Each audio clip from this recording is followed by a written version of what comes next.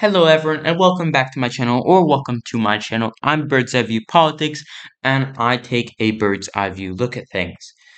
In this video, I'm going to be taking a bird's eye view look at the Ukrainian offensives in Kherson, in Izium, and now in Kharkiv, probably the most recent development.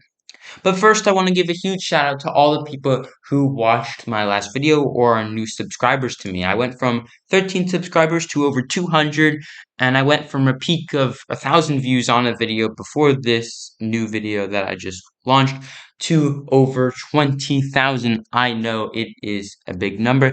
Thank you so much for watching, and I'll definitely keep making these videos. Thank you for all the support.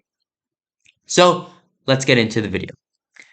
Let's start in Kherson because that is essentially where we have even more news of the big breakthroughs. Ukraine has now not only taken Lozovy, which was, of course, a major city in that region, but also Suki Stavak, and that is potentially significant. Well, why? It's quite simple. If Ukraine has broken through, not only does it mean that they can send their more mobile units through that area, but they can potentially make moves to reach the sea. As we know, in this area, it's next to a river, it's going to be very flat, which is suitable for tanks and other mobile warfare type units. If they do reach the sea, not only will it finally cut off fully the forces in the northern area on the west bank of the Kherson oblast, but it will also force the southern units in Kherson oblast to essentially fight alone. We already talked about in the last video, of course, how Ukraine had essentially blown up the bridges from the east bank to the west bank, but we now have even more news, which is essentially saying that some of the pontoon bridges that the Russians had built are also being blown up. We also have news of Ukrainian offensive around Lyuvinka. If Ukraine can take the city or even just go by it and make a substantial breakthrough, they could also, even without going to the sea, potentially link up at Borozensky. If they were to do that, they'd encircle some Russian forces, although less than if they reached the sea, which would still be a major victory, and they could potentially have a united front and push to the sea from there. So, some mostly favorable updates for the Ukrainians. To the east, we have some updates in the road to Berdyansk and Mariupol and Melitopol, where Ukraine has done some very limited offensives. Ukraine is probably not going to be taking a city anytime soon, but if they do manage to make some sort of breakthrough, particularly in a region that is very, very flat and suited to offensive warfare, it could help Ukraine. Of course, Russia has deeply entrenched their forces here, hasn't really made any major moves to take more cities or towns, but it could be significant in the long run. Further to the northeast, we have the battles of Marinka, Pisky, and Avdiivka. Now, if these three battles in the outskirts of Donetsk are won by Ukraine, that could mark a sizable shift in the war in southern Donetsk Oblast. Not only because, of course, won Ukrainian battles means lost Russian ones, but also because it would give them a route to attack the airport that is just outside Donetsk.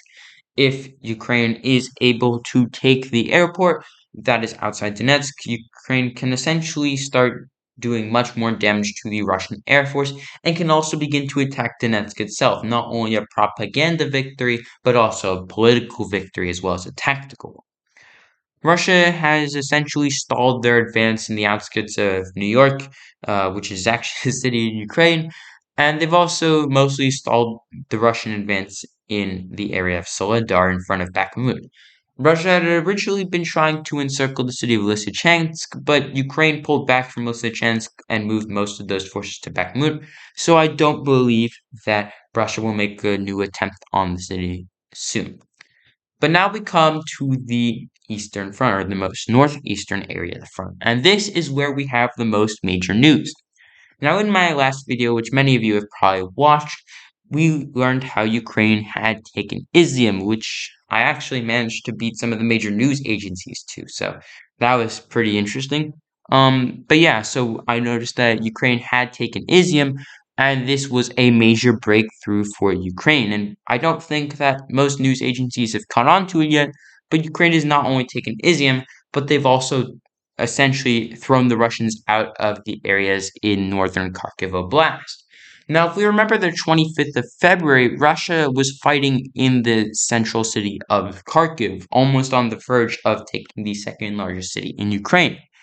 But Ukraine pushed them back and had some occasional back and forth movements, with Russia eventually taking cities to the east of Kharkiv and southeast of Kharkiv, and Ukraine continuously moving them back until Russia only held a string of cities on the very border with Lipsy, Udi, Kozako, and you get the point. Russia was pinned against the wall, but after the Ukrainians took Izium, it appears that Russia has abandoned the Kharkiv Oblast, much like they did the northern regions of Ukraine after Ukraine successfully defended Kyiv. So that's major news for Ukraine. But potentially the most significant news of the entire campaign thus far is that Ukraine has not only taken Izium, a major area in the east, and also gone behind the river line, but they've also made offensive preparations on the other side of the river, on the east bank of the river near the town of Lyman.